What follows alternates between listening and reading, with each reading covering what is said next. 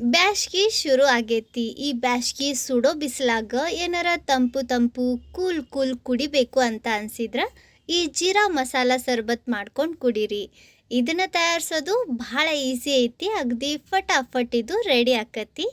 ಒಂದ್ಸತಿ ತಯಾರಿಸಿ ಇಡೀ ಬ್ಯಾಸ್ಗಿ ಪೂರ್ತಿ ಇದನ್ನು ನೀವು ಯೂಸ್ ಮಾಡ್ಬೋದು. ಬೇಕಾದಾಗ ಇದ್ರಾಗ ತಂಪು ನೀರು ಸೇರಿಸಿ ಅಗದಿ ನಿಮಿಷಗಳಲ್ಲಿ ಎಷ್ಟು ಬೇಕೋ ಅಷ್ಟು ಗ್ಲಾಸ್ ಸರ್ಬತ್ ಮಾಡ್ಕೊಂಡು ಕುಡೀರಿ.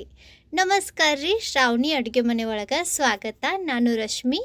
ಇದನ್ನು ತಯಾರ್ಸಕ್ಕೆ ಜಾಸ್ತಿ ಇಂಗ್ರೀಡಿಯೆಂಟ್ಸ್ ಬೇಕಾಗಂಗಿಲ್ಲ. ಇವು ನಮ್ಮ ಮನ್ಯಾಗ ಈಸಿಯಾಗಿ ಅವೈಲೇಬಲ್ ಇರ್ತವೆ. ಅದೇ ಇಂಗ್ರೀಡಿಯೆಂಟ್ಸ್ ಯೂಸ್ ಮಾಡಿ ಇವತ್ತು ಇದನ್ನು ನಾವು ತಯಾರ್ಸಕತ್ತೇವಿ. ಜಾಸ್ತಿ ತಡ ಮಾಡೋದು ಬೇಡ. ಈ ಬಹಳ ರುಚಿಯಾಗಿರುವಂಥ, ದೇಹಕ್ಕೆ ತಂಪಿರುವಂಥ ಜೀರಾ ಮಸಾಲ ಸರ್ಬತ್ ಹೆಂಗೆ ತಯಾರಿಸೋದು ಅಂತ ತೋರಿಸ್ಕೊಡ್ತೇನೆ ಬರ್ರಿ. ಇದನ್ನು ತಯಾರ್ಸಕ್ಕೆ ಗ್ಯಾಸ್ ಮ್ಯಾಗ ಒಂದು ದಪ್ಪನ ತಳ ಇರೋ ಪ್ಯಾನ್ ಬಿಸಿ ಮಾಡ್ಕೊರಿ. ನಾನಿಲ್ಲಿ ಈ ಅಗಾರೋ ಟ್ರೈಪ್ಲೈ ಪ್ಯಾನ್ ತೊಗೊಂಡೇನಿ. ಇದ್ರಾಗ 1/4 ಕಪ್ನಷ್ಟು ಜೀರಿಗೆ ಹಾಕ್ರಿ. ಈ ಥರದ ಮೇಜರಿಂಗ್ ಕಪ್ ಬರ್ತಾವೆ ನೋಡ್ರಿ, ಇದರಿಂದ ನಾನು ಅರ್ಧ ಕಪ್ನಷ್ಟು ಜೀರಿಗೆ ಹಾಕೀನಿ. ಈಗ ಇದ್ರಾಗ 1 ಟೀ ಸ್ಪೂನ್ ಅಷ್ಟು ಬಡೆ ಸೊಪ್ಪು ಹಾಕ್ರಿ. ನಮ್ಮ ಕಡೆ ಇದಕ್ಕೆ ಬಡೆ ಸೊಪ್ಪು ಅಂತಾರ, ಕೆಲವ್ರು ಇದಕ್ಕೆ ಸೋಪಿನ ಕಾಳು ಅಂತಾರ. ಇದು ಡೈಜೆಷನ್ಗೆ ಹೆಲ್ಪ್ ಮಾಡ್ತೈತಿ. ಅದೇ ಸೇಮ್ ಚಮಚೆಯಿಂದ 1 ಟೀ ಸ್ಪೂನ್ನಷ್ಟು ಕರಿಮೆಣಸು ಹಾಕ್ರಿ. ಈಗ ಗ್ಯಾಸ್ ಪೂರ್ತಿ ಲೋ ಫ್ಲೇಮ್ನಾಗಿಟ್ಟು ಇವನ್ನ ಒಂದು ಅರ್ಧದಿಂದ 1 ನಿಮಿಷ ಹುರಿದು ತಗೊಳ್ಳೋಣ. ಅದೇ ಸೇಮ್ ಚಮಚೆಯಿಂದ 1 ಚಮಚೆಯಷ್ಟು ಕರಿಮೆಣಸು ಹಾಕಿ ಗ್ಯಾಸ್ ಪೂರ್ತಿ ಲೋ ಫ್ಲೇಮ್ನಾಗಿಟ್ಟು ಇವನ್ನ ಒಂದು ಅರ್ಧದಿಂದ 1 ನಿಮಿಷ ಹುರಿದು ತಗೋರಿ. ಇವನ್ನ ಜಾಸ್ತಿ ಹುರಿಬಾರ್ದು, ಯಾಕಂದ್ರೆ ಜೀರಿಗೆ ನಾವು ಎಷ್ಟು ಹುರಿತೇವೆ ನೋಡ್ರಿ ಅಷ್ಟು ಅದ್ರಾಗಿನ ಕಹಿ ಜಾಸ್ತಿ ಆಕತಿ. ಅದರಿಂದ ನಾವು ತಯಾರ್ಸಕತ್ತಿರೋ ಸರ್ಬತ್ನು ಕಹಿ ಆಗ್ಬಹುದು. ಸೊ ಒಂದು 30 ಸೆಕೆಂಡ್ನಿಂದ 1 ನಿಮಿಷ ಅಷ್ಟೇ ಇವನ್ನ ಹುರಿರಿ ಸಾಕು. ಇದ್ರಾಗಿನ ಮಾಯ್ಶ್ಚರ್ ಎಲ್ಲ ಹೋಗಿ ಇವು ಒಂದು ಸ್ವಲ್ಪ ಬಿಸಿ ಆಗಲಿ. ನೋಡ್ರಿ, ಕೈನಿಂದ ಹಿಂಗೆ ಮುಟ್ಟಿ ನೋಡ್ರಿ, ಕೈಗೆ ಇದು ಒಂದು ಸ್ವಲ್ಪ ಬಿಸಿ ಹತ್ತಿದ್ರೆ ಸಾಕು. ಗ್ಯಾಸ್ ಆಫ್ ಮಾಡಿ ಇವನ್ನ ಕೆಳಗಿಡ್ವಿ, ಒಂದು ಪ್ಲೇಟ್ನ್ಯಾಗ ಆರಾಕ್ ಬಿಡ್ರಿ. ಇವು ಆರ್ಲಿ ಅಲ್ಲಿವರೆಗೂ ಪ್ಯಾನ್ನ ಮತ್ತೆ ಬಿಸಿ ಮಾಡಿಕೊಂಡು ಇದ್ರಾಗ 1 ಕಪ್ನಷ್ಟು ಕಲ್ಸಕ್ರಿ ಹಾಕ್ರಿ. ಇಲ್ಲಿ ನಾವು ಸಕ್ರೆ ಅಥವಾ ಬೆಲ್ಲ ಯೂಸ್ ಮಾಡಾಕತ್ತಿಲ್ಲ, ಕಲ್ಸಕ್ರಿ ಹಾಕಾಕತ್ತೇವಿ. ಇದನ್ನ ಗ್ರಾಮ್ನ್ಯಾಗ ನೋಡಿದ್ರೆ ಇದು 200 ಗ್ರಾಮ್ನಷ್ಟು ಆಗ್ಬಹುದು. ಕಲ್ಸಕ್ರಿ ನಮ್ಮ ಆರೋಗ್ಯಕ್ಕೆ ಬಹಳ ಒಳ್ಳೆಯದು. ಇದು ನಮ್ಮ ದೇಹ ತಂಪಿಡಾಕ ಸಹಾಯ ಮಾಡ್ತೈತಿ. ಇದು ಎಲ್ಲ ಕಿರಾಣಿ ಅಂಗಡಿ ಒಳಗೆ ಈಸಿಯಾಗಿ ಅವೈಲೇಬಲ್ ಇರ್ತೈತಿ. ಇಲ್ಲ ಅಂದ್ರೆ ನೀವು ಇದನ್ನು ಆನ್ಲೈನ್ಯಾಗೂ ತರಿಸ್ಬೋದು. ಕೆಳಗೆ ಪ್ರಾಡಕ್ಟ್ನ್ಯಾಗ ಕೊಟ್ಟಿರ್ತೀನಿ, ಚೆಕ್ ಮಾಡಿರಿ. ಈಗ ಇದ್ರಾಗ 1 ಕಪ್ನಷ್ಟು ನೀರು ಹಾಕಿ ಕಲ್ಸಕ್ರಿ ಕರ್ಗಿಸ್ಕೊಂಡು ತಗೊಳ್ಳೋಣ. ನಾವು ಎಷ್ಟು ಕಲ್ಸಕ್ರಿ ತೊಗೊಂಡಿರ್ತೀವಿ ನೋಡ್ರಿ ಅಷ್ಟ ಪ್ರಮಾಣದಾಗ ನೀರು ಹಾಕಬೇಕು. ನಾವು 1 ಕಪ್ನಷ್ಟು ಕಲ್ಸಕ್ರಿ ತೊಗೊಂಡಿದ್ವಿ, ಅದಕ್ಕೆ 1 ಕಪ್ನಷ್ಟು ನೀರು ಹಾಕಿ ಗ್ಯಾಸ್ ಹೈ ಫ್ಲೇಮ್ನಾಗಿಟ್ಟು ಇದನ್ನು ಕರ್ಗಿಸ್ಕೊಂಡು ತಗೊಳ್ಳೋಣ.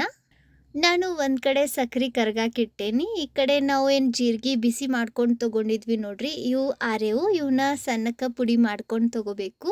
ಇವನ್ನ ಮಿಕ್ಸಿ ಜಾರ್ನಾಗ ಹಾಕಿ ಎಷ್ಟು ಸಾಧ್ಯ ಅಷ್ಟು ಸಣ್ಣಕ್ಕೆ ಪೌಡರ್ ಮಾಡ್ಕೊಂಡು ತೊಗೋಬೇಕು. ಅದಕ್ಕೂ ಮುಂಚೆ ಇದಕ್ಕೆ ಇನ್ನೂ ಟೇಸ್ಟ್ ಕೊಡಾಕ ನಾವು ಇದ್ರಾಗ 1 ಚಮಚೆಯಷ್ಟು ಶುಂಠಿ ಪುಡಿ ಹಾಕಾಕತ್ತೇವಿ. 1 ಚಮಚೆಯಷ್ಟು ಬ್ಲ್ಯಾಕ್ ಸಾಲ್ಟ್ ಹಾಕ್ರಿ. ಇದು ಬಹಳ ರುಚಿ ಇರ್ತೈತಿ. ನಾವು ನಾರ್ಮಲಿ ಪಾನಿಪುರಿ ಅಥವಾ ಚಾಟ್ ಸ್ಪೈಸಿ ಪದಾರ್ಥ ತಿಂತೇವೆ ನೋಡ್ರಿ, ಅದ್ರಾಗ ಇದನ್ನ ಹಾಕಿರ್ತಾರ. ಇದನ್ನ ಹಾಕೋದ್ರಿಂದ ಜ್ಯೂಸ್ ಅಥವಾ ನಾವು ತಯಾರ್ಸಕತ್ತಿರೋ ಸರ್ಬತ್ ಏನೈತಿ ನೋಡ್ರಿ ಬಹಳ ಅಂದ್ರೆ ಬಹಳ ರುಚಿ ಆಕತಿ. ಇದು ಅವೈಲೇಬಲ್ ಇಲ್ಲ ಅಂದ್ರೆ ನೀವು ಇದ್ರ ಬದ್ಲಿ ಚಾಟ್ ಮಸಾಲ ಇರ್ತೈತಿ ನೋಡ್ರಿ ಅದನ್ನು ಹಾಕ್ಬಹುದು. ಈ ಥರ ಎಷ್ಟು ಸಾಧ್ಯ ಅಷ್ಟು ಫೈನ್ ಪೌಡರ್ ತಯಾರಿಸ್ಕೊಂಡು ತಗೋರಿ. ಅಂದ್ರೆ ನಾವು ಇದ್ರಾಗ ಹಾಕಿರೋ ಎಲ್ಲ ಇಂಗ್ರೀಡಿಯೆಂಟ್ಸ್ ಜ್ಯೂಸ್ ಒಳಗೆ ಚಂದಾಗ ಮಿಕ್ಸ್ ಹಾಕವು. ಜ್ಯೂಸ್ ಕುಡಿಯಾಕ ರುಚಿ ಅನ್ನಿಸ್ತೈತಿ. ನಾವು ಈ ಮಸಾಲ ತಯಾರಿಸೋ ಅಷ್ಟೊತ್ತಿಗೆ ಈ ಕಡೆ ಕಲ್ಸಕ್ರಿನೂ ನೀರಾಗ ಚಂದಾಗ ಕರ್ಗೈತಿ. ಈಗ ಗ್ಯಾಸ್ ಲೋ ಫ್ಲೇಮ್ನಾಗಿಟ್ಟು ನಾವು ತಯಾರಿಸಿಟ್ಟಿರೋ ಶರ್ಬತ್ ಮಸಾಲ ಈ ಕಲ್ಸಕ್ರಿ ಪಾಕದ ಒಳಗೆ ಅಥವಾ ಕಲ್ಸಕ್ರಿ ಕರ್ಗಿಸಿದ ನೀರಿನ ಒಳಗೆ ಹಾಕಿ ಕಲಿಸ್ಕೊಂಡು ತಗೊಳ್ಳೋಣ. ಇವೆಲ್ಲ ಒಂದ್ರಾಗ ಒಂದು ಚಂದಾಗ ಮಿಕ್ಸ್ ಆಗಬೇಕು. ಈಗ gas low to medium flame ನಡುವೆ ಇಟ್ಟು ಈ ರೀತಿ ಕಂಟಿನ್ಯೂಸ್ ಆಗಿ ಕಾಡಿಸ್ತಾನೆ ಇದನ್ನು ಇನ್ನೊಂದು ಸ್ವಲ್ಪ ಕುದಿಸ್ಕೊಂಡು ತಗೊಳ್ಳೋಣ. ಇವು ಈ ರೀತಿ ಮಿಕ್ಸ್ ಆಗಾಕ ಒಂದು ಅರ್ಧ ನಿಮಿಷ ಸಾಕು. ಇವು ಈ ರೀತಿ ಚಂದಾಗ ಮಿಕ್ಸ್ ಮಾಡ್ಕೊಂಡ್ಮ್ಯಾಗ ಈಗ ಇನ್ನೊಂದು 2-3 ನಿಮಿಷ ಇದನ್ನು ಕುದಿಸ್ಕೊಂಡು ತಗೊಳ್ಳೋಣ. ಮುಂದಿನ 2-3 ನಿಮಿಷ ಗ್ಯಾಸ್ ಲೋ ಟು ಮೀಡಿಯಂ ಫ್ಲೇಮ್ನಾಗಿಟ್ಟು ಇದನ್ನ ಕುದಿಸೇನಿ. ನೀವಿಲ್ಲಿ ಗಮನಿಸ್ತಿರ್ಬೋದು ಇದು ಒಂದು ಸ್ವಲ್ಪ ಗಟ್ಟಿ ಆಗೈತಿ. ಈಗ ಸೌಟ್ ಮ್ಯಾಗ ಒಂದು ಸ್ವಲ್ಪ ಪಾಕ ತಗೊಂಡು ಇದನ್ನ ಆರಿಸಿ ನೋಡ್ರಿ ಈ ರೀತಿ ಚೆಕ್ ಮಾಡ್ರಿ. ಇದು ಒಂದು ಸ್ವಲ್ಪ ಅಂಟಂಟ್ ಆಗಬೇಕು.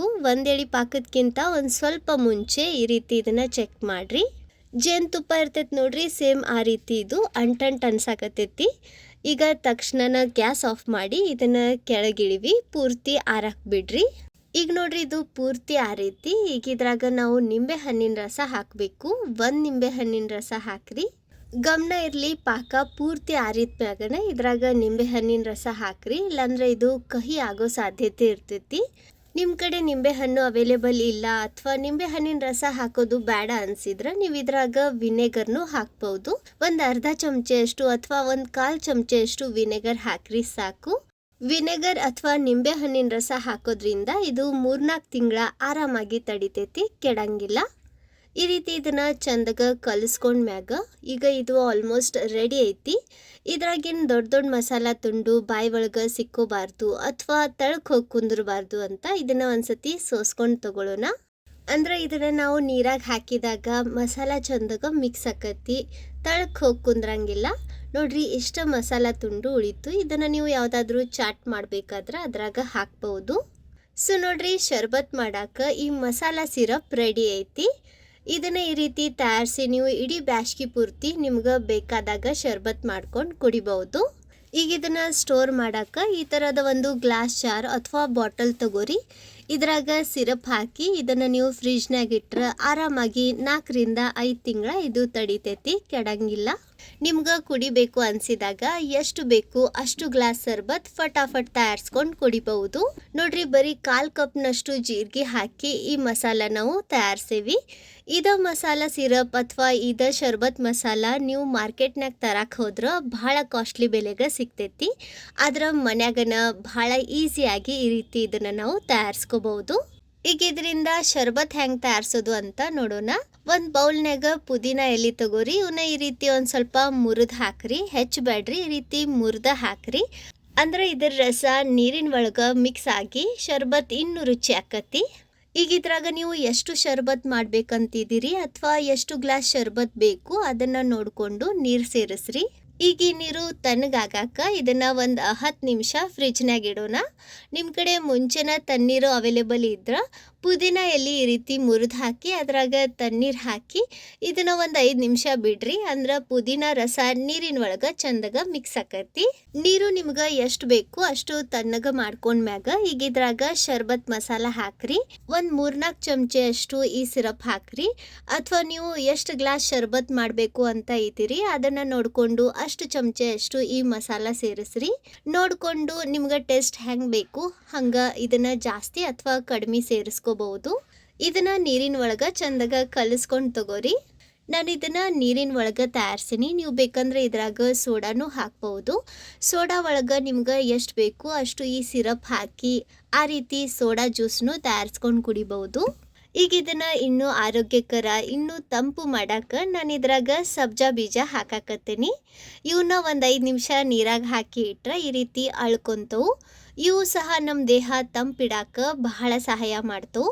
ಸೊ ಬ್ಯಾಸ್ಗಿ ಒಳಗೆ ಖಂಡಿತ ಇವನ್ನ ಈ ರೀತಿ ಜ್ಯೂಸ್ ಒಳಗೆ ಅಥವಾ ಸಿಂಪಲ್ಲಾಗಿ ನೀರಿನ ಒಳಗೆ ಹಾಕಿ ಕುಡಿದ್ರೂ ಇವು ನಮ್ಮ ದೇಹಕ್ಕೆ ಬಹಳ ಆರಾಮ ಕೊಡ್ತವೆ. ಈಗ ಇದ್ರಾಗ ಅರ್ಧ ನಿಂಬೆ ಹಣ್ಣಿನ ರಸ ಹಿಂಡ್ರಿ. ನಾವು ಮಸಾಲ ಸಿರಪ್ ತಯಾರಿಸ್ಬೇಕಾದ್ರೆ ಅದ್ರಾಗೂ ನಿಂಬೆ ಹಣ್ಣು ಹಾಕಿದ್ವಿ, ಅದು ಪ್ರಿಸರ್ವೇಟಿವ್ ಅಂತ. ಈಗ ಶರ್ಬತ್ ತಯಾರಿಸುವಾಗ ಇದ್ರಾಗ ಒಂದು ಸ್ವಲ್ಪ ನಿಂಬೆ ಹಣ್ಣಿನ ರಸ ಖಂಡಿತ ಹಾಕ್ರಿ, ಅಂದ್ರೆ ಶರ್ಬತ್ ರುಚಿ ಆಕತಿ. ಇದ್ರಾಗ ಇನ್ನೊಂದು ಸ್ವಲ್ಪ ಐಸ್ ಕ್ಯೂಬ್ಸ್ ಹಾಕಿ ಇದನ್ನು ಈ ರೀತಿ ತಯಾರಿಸಿ ಸರ್ವ್ ಮಾಡಿರಿ. ಖಂಡಿತ ನಿಮ್ಮ ಮನ್ಯಾಗ ಎಲ್ಲರಿಗೂ ಸೇರ್ತೈತಿ.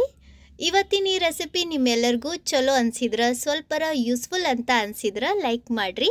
ನಿಮ್ಮ ಫ್ರೆಂಡ್ಸ್ ಹಂಗೆ ಫ್ಯಾಮ್ಲಿ ಸರ್ಕಲ್ ಜೊತೆ ವಿಡಿಯೋನ ಶೇರ್ ಮಾಡಿ ಪ್ರೋತ್ಸಾಹಿಸಿ. ವಿಡಿಯೋ ನೋಡಿದ್ದಕ್ಕೆ ಧನ್ಯವಾದ. ಭೇಟಿ ಆಗೋಣಂತ ಮತ್ತೊಂದು ಹೊಸ ರುಚಿಯಾಗಿರೋ ಯೂಸ್ಫುಲ್ ಇನ್ನೋವೇಟಿವ್ ರೆಸಿಪಿ ಜೊತೆಗೆ. ಅಲ್ಲಿವರೆಗೂ ನಕ್ಕೊಂತಿರ್ರಿ, ತಿನ್ಕೊಂತಿರ್ರಿ, ಖುಷಿಯಾಗಿರ್ರಿ.